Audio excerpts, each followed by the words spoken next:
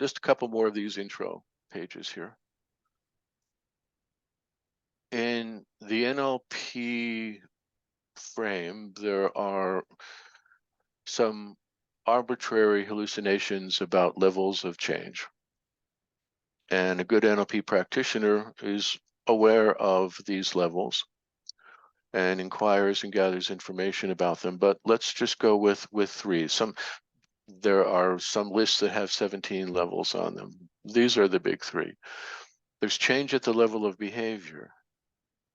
Now, behavior in transformational NLP includes internal experience and external experience. So if your neurology is producing a whole bunch of really unpleasant states and feelings that your rest of your brain is designed to not get past, it's designed to stop and go somewhere else for survival's sake. That's internal behavior. We would want to change how your brain is operating, how it's behaving, so that those blocks don't occur. And when those blocks don't occur, the availability of the external behavior, the external expression, the external interaction, whatever that might be, with yourself and the world, that starts to be really easily available. When stuff feels good, it's easy to do it and be it and explore it. When it feels bad, it's not easy to be it and do it and explore it. There's just no getting around that.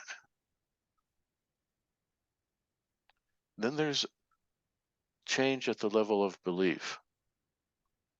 And belief is our assumptions, our determinations, our decisions, much of them inherited from the culture and from the family.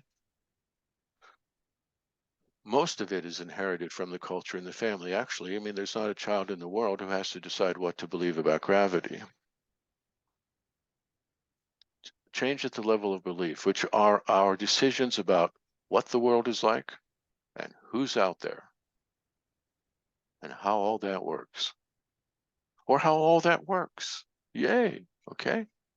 And then there's identity level change, which is our decisions and beliefs about us. Not the world, us. But it's the us that has to live and operate in the world that is defined and brought into being by these beliefs. So a really simplistic example of the difference between belief and identity belief is I'm really bad at playing poker. That's not an identity belief. No, that is an identity belief. I am really bad at playing poker.